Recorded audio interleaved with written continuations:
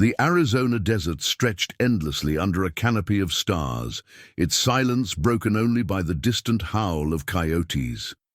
In this vast wilderness, a solitary light flickered in the window of a weathered adobe cabin, casting shadows across the rocky terrain. It had burned there every night for 15 years. Naomi Sosi sat by the window, her dark eyes reflecting the lamplight as she gazed at the old settler's trail. Her weathered hands carefully trimmed the wick. The ritual had become natural as breathing. Every evening at sunset, she would light the lamp and place it in the window. "You said you'd follow the light home," she whispered to the darkness, "so I keep it burning." The cabin had once been part of a small Apache settlement. Now it stood alone, a testament to loss and endurance. The other dwellings had crumbled back into the earth, leaving only memories and ghosts. Naomi was 35 now. She had been only 20 when the cavalry came, when her world was torn apart in a single, brutal dawn. The memories came flooding back, gunfire, screams, flames consuming everything she had ever known. She walked to a small wooden chest, her fingers tracing Apache patterns carved into its surface. Inside lay the only remnants of her former life, a silver bracelet, a family photograph, and a folded letter written in English. "My dearest Naomi," the letter began, though she knew every word by heart. "The cavalry has ordered all civilians to evacuate. I must go with them, but I swear I will return for you. Watch for me on the old trail. Keep the light burning, my love, and I will follow it home. Forever yours, James." James Crawford had been a trader, one of the few white men her people trusted. Unlike soldiers who looked at her people with suspicion, James had shown genuine respect for Apache culture. Their love had grown slowly, like a desert flower after rare rainfall. The attack came without warning. A rogue cavalry unit descended upon the peaceful village at dawn, claiming to pursue hostile warriors but driven by greed for silver and turquoise. Naomi had been gathering herbs when the shooting started. By the time she reached the village, it was too late. Her family, her friends, all gone. James had been forced to leave with the official cavalry unit that arrived to restore order. He found her among the ruins, cradling her wounded brother. With tears in his eyes, he pressed the letter into her hands and kissed her one last time. "I'll be back," he had promised. "No matter what happens, I'll find you." That was 15 years ago. Naomi had waited, tending her lamp, surviving on what she could hunt and gather. She had rebuilt the cabin with her own hands, creating a sanctuary where memories lived alongside hope. Travelers occasionally stopped. Most were wary of the Apache woman living alone, but a few showed kindness, bringing news and sometimes stories of a man named James Crawford searching for something in the Arizona territory. But James never came. Now, as Naomi prepared for another night of watching, she felt the familiar ache.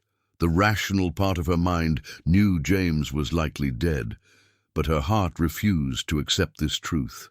She dozed fitfully in her chair, dreams filled with memories, summer evenings with James by the river, his gentle laughter as she taught him Apache words, the way his eyes lit up when he looked at her. She woke to hoofbeats in the distance. Her heart leaped, as it always did. A tall man on a paint horse appeared in the lamplight, his face hidden beneath a weathered hat. For a moment, her breath caught. Could it be? But as the man stepped into the light, she saw it was a stranger. Older than James would have been, silver-haired, his face lined with years of hardship, yet something familiar in his posture caught her attention. The stranger dismounted slowly. "Ma'am," he called respectfully, stopping several feet from the door. "I don't mean to disturb you, but I've been riding all day. Might you have water for my horse?" "There's a well behind the cabin," she replied, her English still accented. "Help yourself." The man touched his hat. "Thank you kindly. I'll be on my way directly." But when he returned, he lingered. "I wanted to thank you for the water, that light in your window. I've been seeing it for 3 nights as I travel this trail.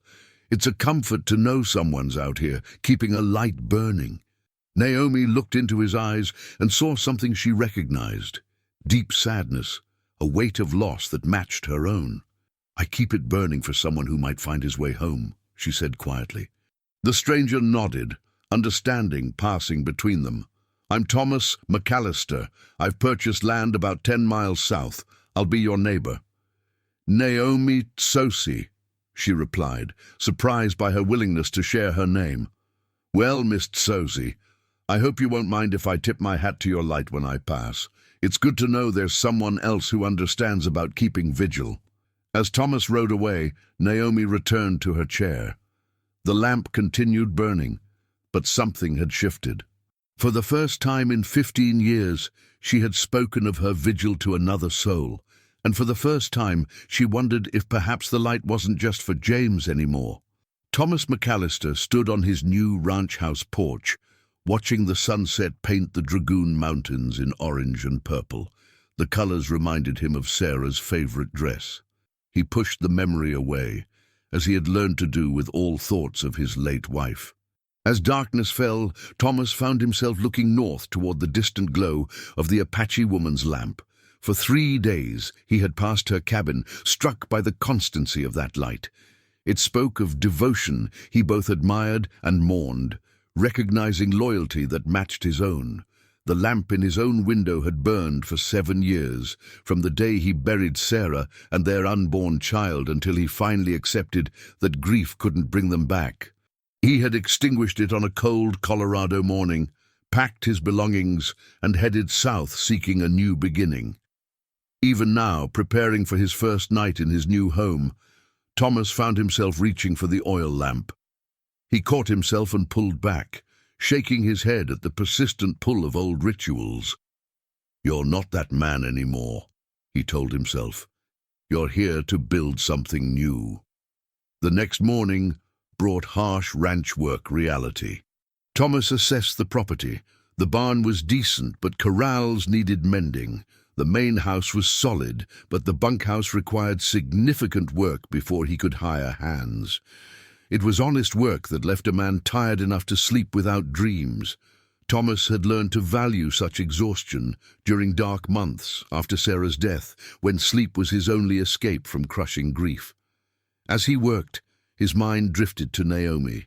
He wondered what tragedy drove her to such solitude, what loss created the profound sadness in her eyes. There had been stories in town about the Apache woman keeping a light for someone who would never return. Grief, he had learned, was a country with its own customs. Some wore black for a year, others built shrines. Naomi kept a lamp burning, and Thomas understood the profound logic of such devotion. On his 3rd day, Thomas visited Dos Cabezas for supplies. The town was typical of Arizona Territory settlements, adobe buildings and wooden storefronts around a played-out silver mine. The general store was run by Klaus Weber, a German immigrant who treated all customers with equal respect. "You're the new owner of the Harrison place," Klaus observed. "Hard country, but fair if you treat it right." "I've dealt with hard country before," Thomas replied. "What can you tell me about the Apache woman north of my place?" Klaus grew thoughtful. "Naomi Tsosi. She's been there 15 years, maybe more. Lost her family in a cavalry raid in 73. Most folks leave her be. She's never caused trouble, helped more than one lost traveler." "The light in her window," Thomas said carefully. "Aye, the light," Klaus nodded. "She keeps it burning for someone who never came back. There was a trader named Crawford who came through regular. Word is he and Naomi were, well, you know. He was supposed to return after the raid, but never did." Thomas absorbed this information. Love, loss, and the terrible persistence of hope, a tale as old as humanity. "You thinking of paying her a visit?" Klaus asked. "I'm her neighbor," Thomas replied. "Seems neighborly." That evening, Thomas found himself saddling his horse as the sun set. He told himself he was being neighborly, but as he rode toward Naomi's lamp, he knew his motivations were more complex. He was drawn to her solitude, to the quiet dignity of her vigil. In an increasingly chaotic world, there was something moving about her unwavering faith, even if that faith was directed towards someone who would never return. Naomi was sitting by her window when he arrived.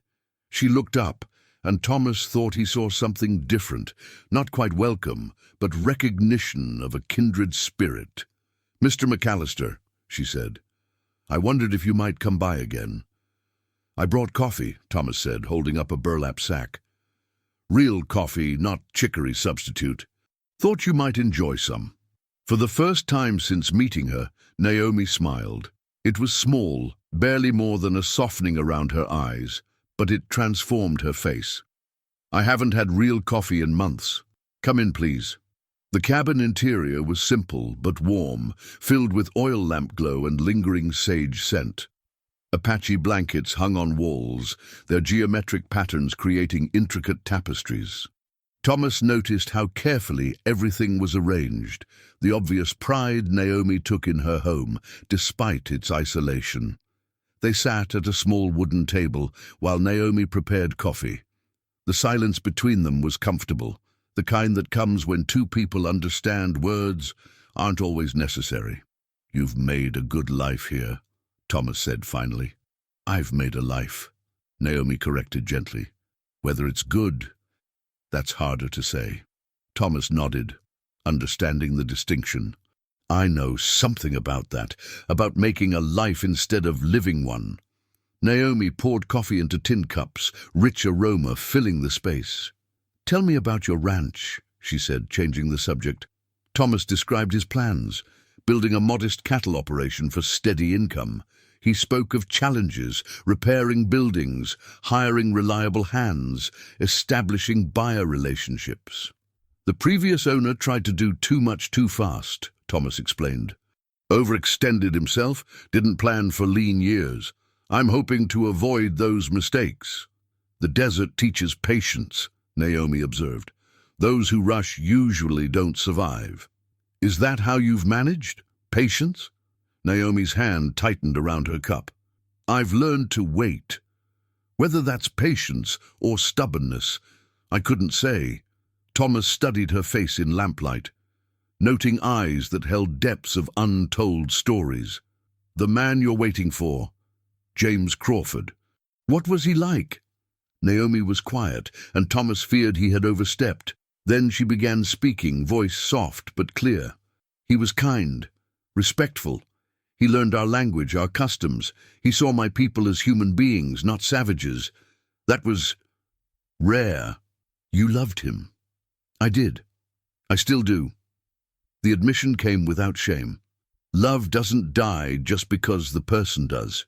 Thomas felt familiar tightness in his chest, old ache from Sarah memories. "No," he agreed quietly. "It doesn't." They sat in silence, sipping coffee and listening to desert wind.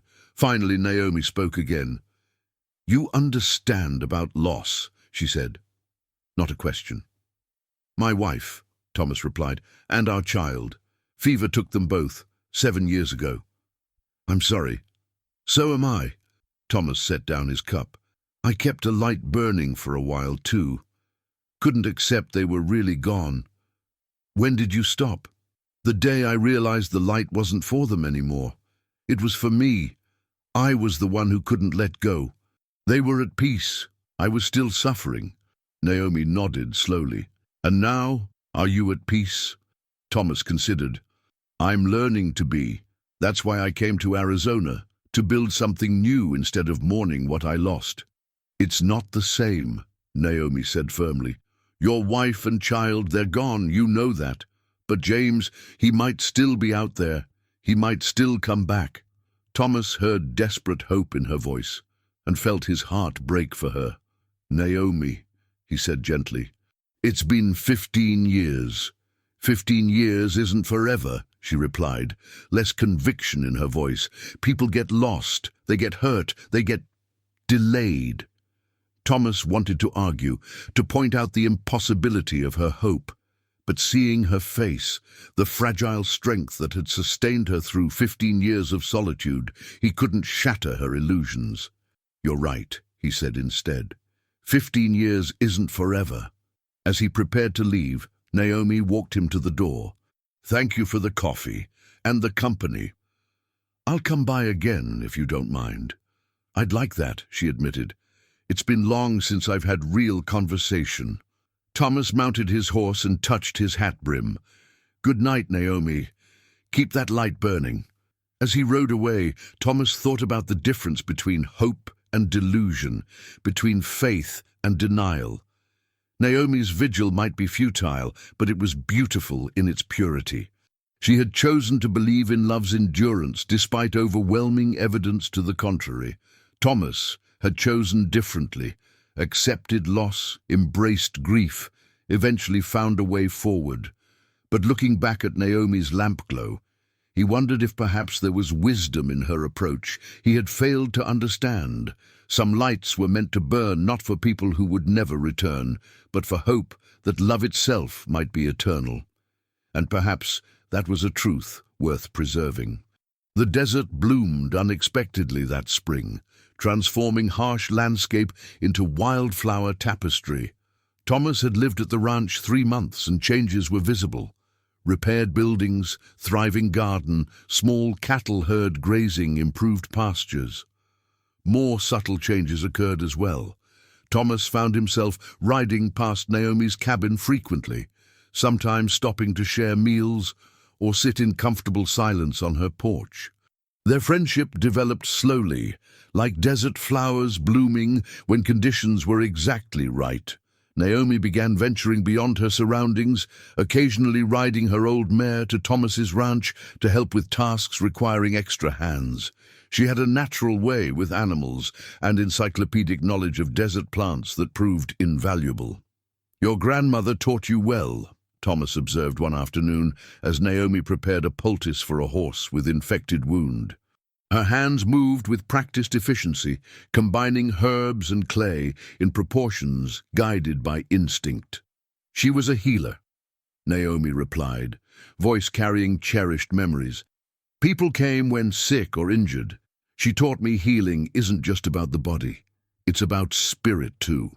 Thomas watched her work, noting how her touch calmed the injured animal. "Is that what you're doing for me?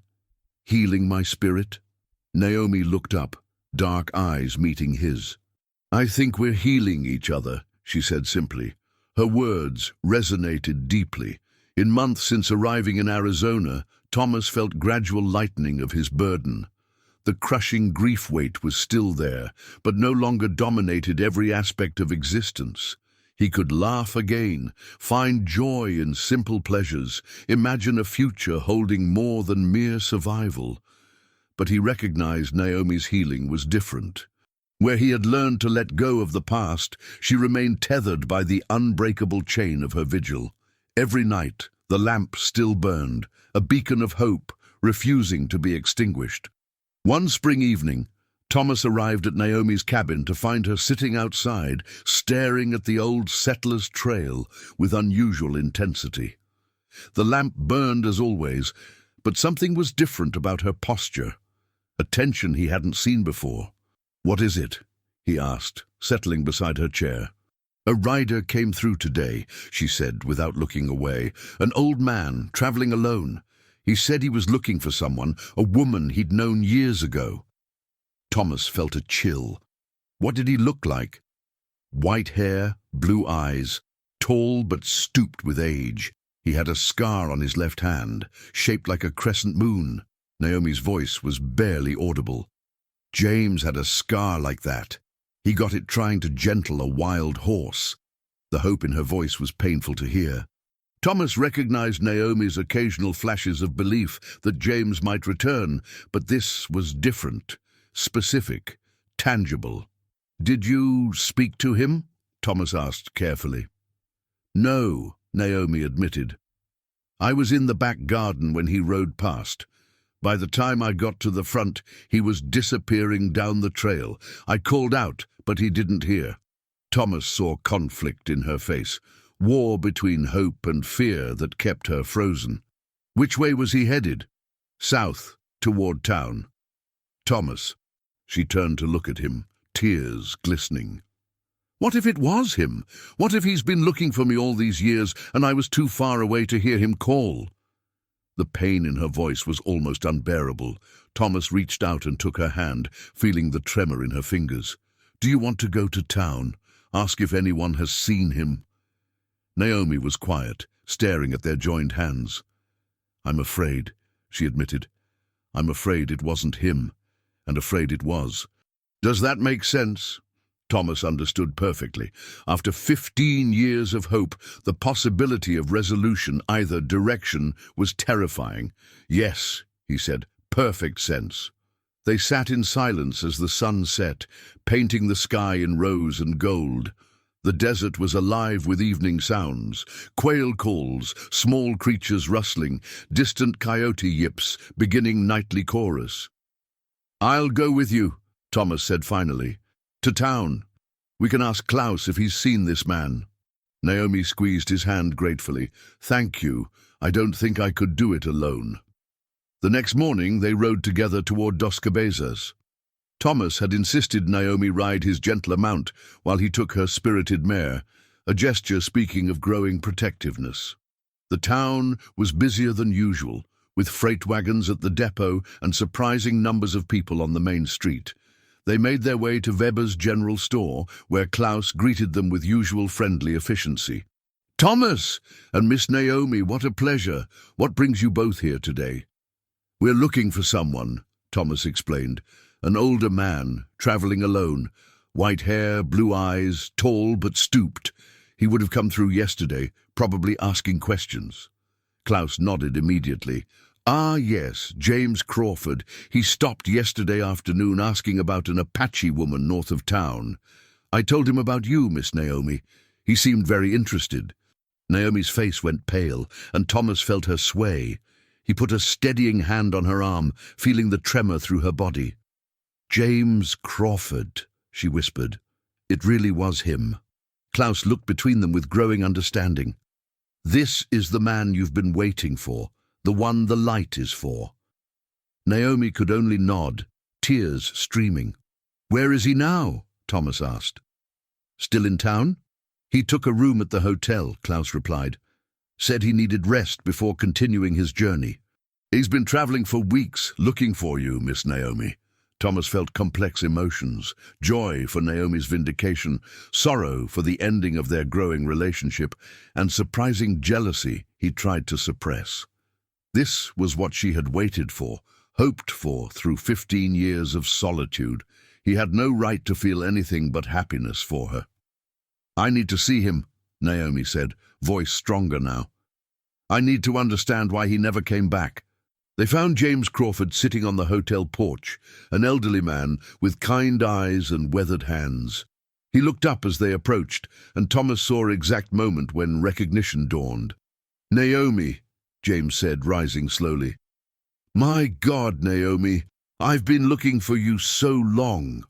Naomi stopped several feet away, studying the man who had once been the love of her life. 15 years had changed him dramatically, where once young and strong, now frail and bent with age.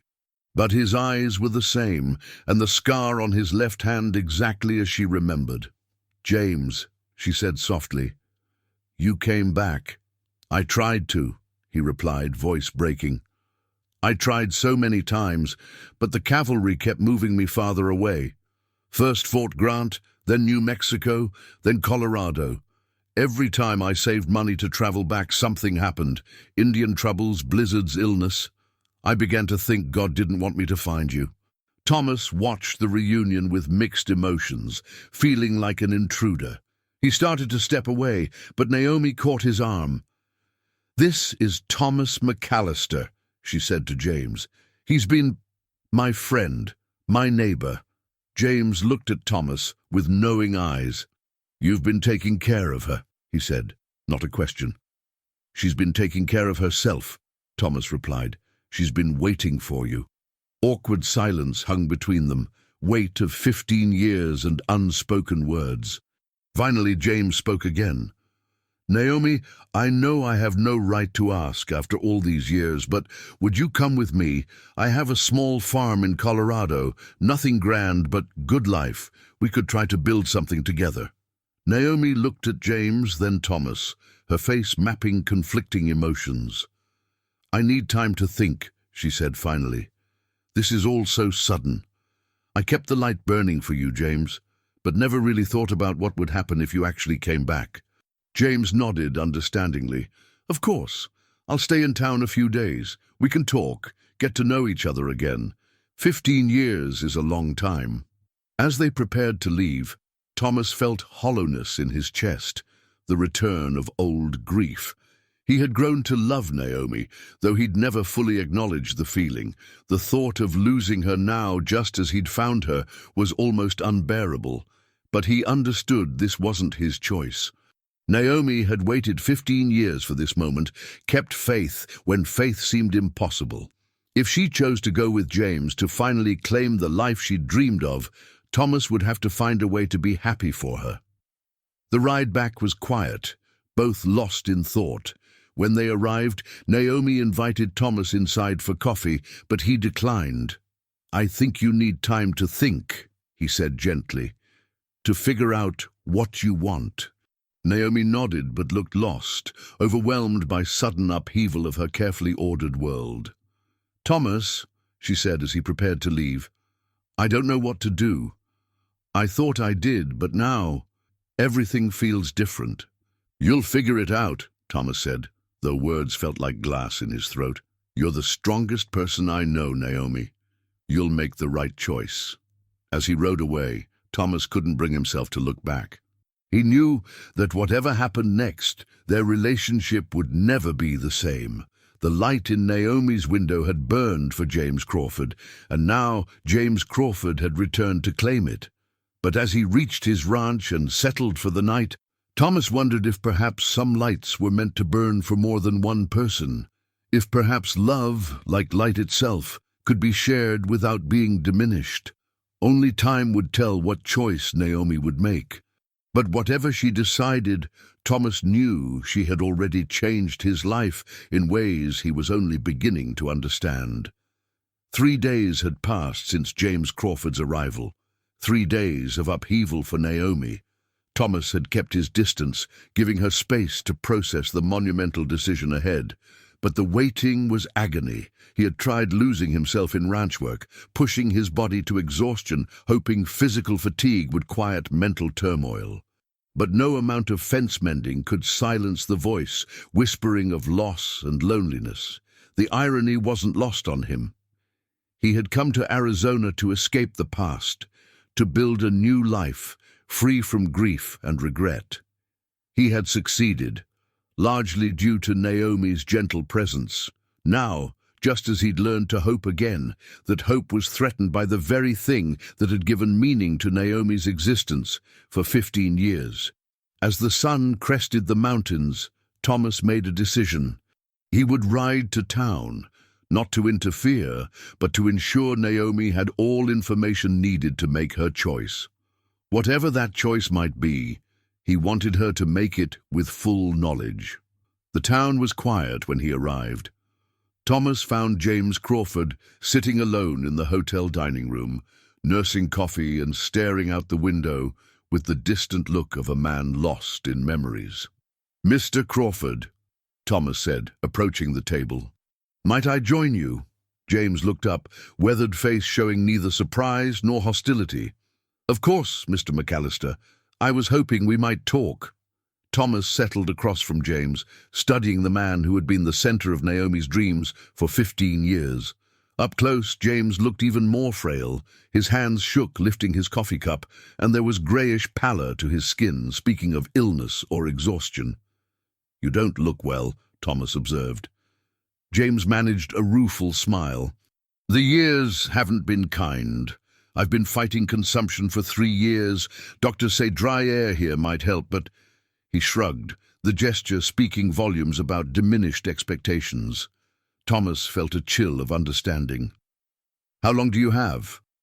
"A year, maybe 2 if lucky." James's voice was matter-of-fact, as if he'd long ago made peace with mortality. "That's part of why I had to find her. I couldn't die knowing she was still out there, still waiting." The revelation hit Thomas like a physical blow. James hadn't come back to reclaim his life with Naomi. He had come to say goodbye. Does she know? Not yet. I haven't found courage to tell her.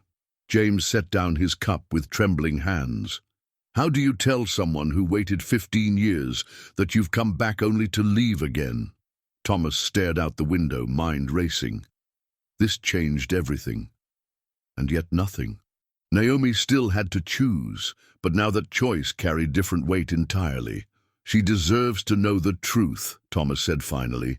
Yes, she does, but I know Naomi. She would insist on caring for me, spending whatever time I have left nursing a dying man. That's not the life I want for her, not after everything she's sacrificed. Thomas studied James's face, seeing genuine love and concern. Whatever else he might be, he truly cared about Naomi's welfare. What do you want from me? I want you to take care of her, James said simply. I can see how you look at her, how she talks about you. She may not realize it yet, but she's already begun to love you. I want you to help her finish what she started. The words hit Thomas with unexpected force. He had hoped, but never dared believe Naomi might return his feelings. You think she loves me? I think she's learning to. The Naomi I knew 15 years ago was passionate and impulsive, quick to love and trust. The woman I met 3 days ago is different, more cautious, guarded. Life taught her to protect her heart, but when she talks about you, mentions things you've done together, there's something in her voice that wasn't there before. James paused, eyes distant with memory. Love isn't always about grand gestures and dramatic declarations, Mr. McAllister. Sometimes it's about quiet moments, shared silences, the way two people fit together like puzzle pieces. From what I can see, you and Naomi have built something real. Thomas wanted to believe James's words, but doubt gnawed at him. She kept that light burning for you for 15 years. That's not something done lightly. No, it isn't, James agreed. But sometimes we hold on to the past not because it's what we truly want, but because it's what we think we're supposed to want. Naomi is a woman of deep loyalty and profound faith. She made a promise to wait for me and kept that promise even when it meant sacrificing her own happiness. That speaks to her character, but doesn't necessarily speak to her heart. Their conversation was interrupted by Naomi's arrival. She appeared in the doorway, looking as if she hadn't slept in days. Dark hair was pulled back severely, and circles under her eyes spoke of long hours wrestling with impossible decisions. I thought I might find you both here, she said, approaching with measured steps. We need to talk, all of us. Thomas rose to pull out a chair, noting how her hands trembled as she settled. Whatever decision she'd reached, it had cost her dearly. I've been thinking about what you said, James, she began, voice steady despite obvious strain. About coming with you to Colorado, building a life together. James nodded encouragingly, but Thomas caught the flicker of pain crossing his features. And I realized I don't know who you are anymore, Naomi continued. The James I fell in love with was a young man full of dreams and possibilities. The James I waited for was a memory, a ghost made of hope and longing. You're neither of those men. You're someone else entirely, someone I've never met. Thomas saw James's shoulders sag slightly, but the older man's voice remained gentle. I'm not the same person I was 15 years ago, that's true. But neither are you, Naomi. We've both been changed by time and experience. Yes, we have, she agreed. And that's exactly my point. The love we shared was real, James, but it belonged to two people who no longer exist. We can't go back to what we were. We can only move forward from where we are now. Naomi turned to look at Thomas, dark eyes searching his face. These past months with you have taught me something I didn't expect to learn.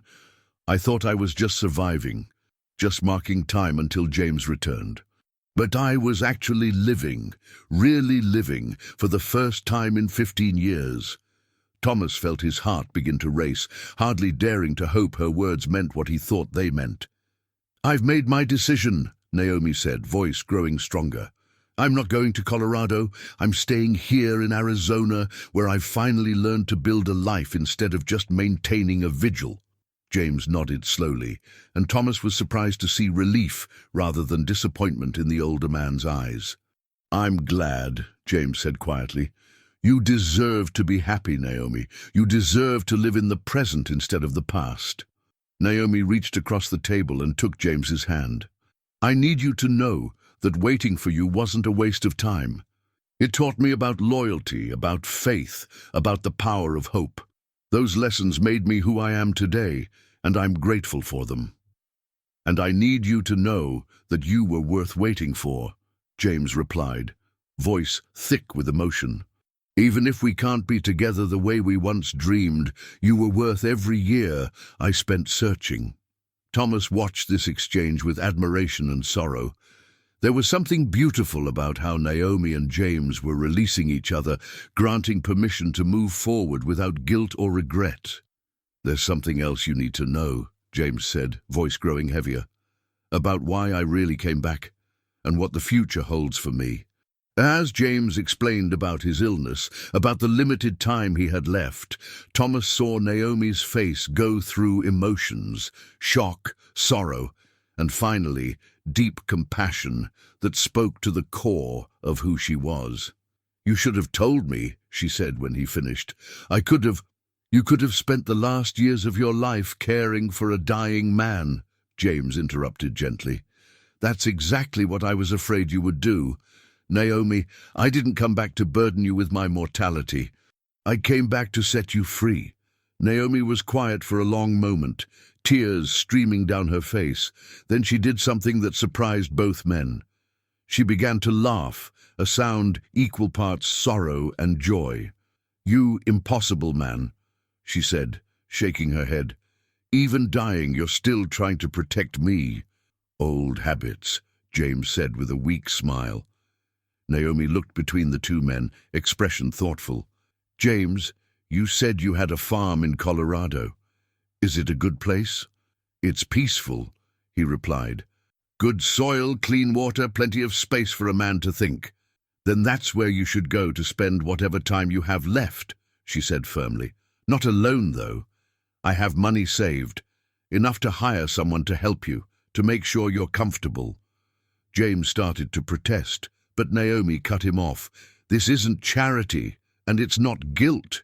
It's love, a different kind of love than what we once shared, but real nonetheless. Let me do this one thing for you. Thomas watched this exchange with growing admiration for both of them. They were handling an impossible situation with grace and dignity, putting each other's welfare above their own desires. What about us? Thomas asked quietly, finally giving voice to the question burning in his chest. What about what we've built together? Naomi turned to face him fully, eyes bright with unshed tears. I was hoping you might be willing to help me build something even bigger, she said. Something that could last a lifetime. Thomas felt his breath catch. Are you asking what I think you're asking? I'm asking if you'd be willing to take a chance on a woman who spent 15 years learning how to love, Naomi replied. I'm asking if you think we could make a life together that honors the past without being trapped by it. Thomas reached across the table and took her hands in his, feeling the strength and warmth of her touch. I've been hoping you'd ask me that question for months, he admitted. The answer is yes to all of it. James cleared his throat, drawing their attention. If you'll permit an old man to offer some advice, he said. Don't wait too long to start living the life you want. Time has a way of slipping away when you're not paying attention. 2 weeks later, Thomas and Naomi stood together on her cabin porch, watching James Crawford ride away toward the horizon. He looked smaller than ever on his horse, but there was something peaceful about his posture that suggested he had found the closure he'd been seeking. Will we see him again? Thomas asked. I don't think so, Naomi replied quietly. And I think that's how he wants it. Some goodbyes are meant to be final. They watched until James disappeared from view, swallowed by the vast desert expanse. Then Naomi turned to Thomas, her face radiant with possibility. "Help me put out the lamp," she said. Together, they walked into the cabin where the oil lamp still burned in the window, as it had every night for 15 years. Naomi picked up the lamp, cradling it gently in her hands. "Thank you," she whispered to the flickering flame. "Thank you for keeping hope alive when I couldn't do it myself." Then she blew out the flame, and the cabin was plunged into darkness. For a moment, they stood in the sudden quiet, adjusting to the absence of light that had been such a constant presence. Then Thomas struck a match and lit a different lamp, a wedding gift from Klaus Weber, who had insisted on closing his store early to attend their simple ceremony. The new light was brighter, warmer, casting a different kind of glow throughout the cabin. It wasn't a beacon of hope for something that might never come. It was a celebration of something that already existed. "It's beautiful," Naomi said, watching the steady flame dance in its glass chimney. "It's ours," Thomas replied, pulling her into his arms. "All of it, the light, the cabin, the ranch, the future, it's all ours." Outside, the desert night was darker than it had been in 15 years. But inside the cabin, two people who had learned the hard lessons of loss and patience were discovering the sweet reward of love, found not in spite of their wounds, but because of them. Some lights burn for what was lost, casting their glow backward into memory and regret. But other lights burn for what has been found, illuminating the path forward into possibility and hope. And sometimes, if we're very lucky, we learn the difference between the two just in time to choose the one that leads us home.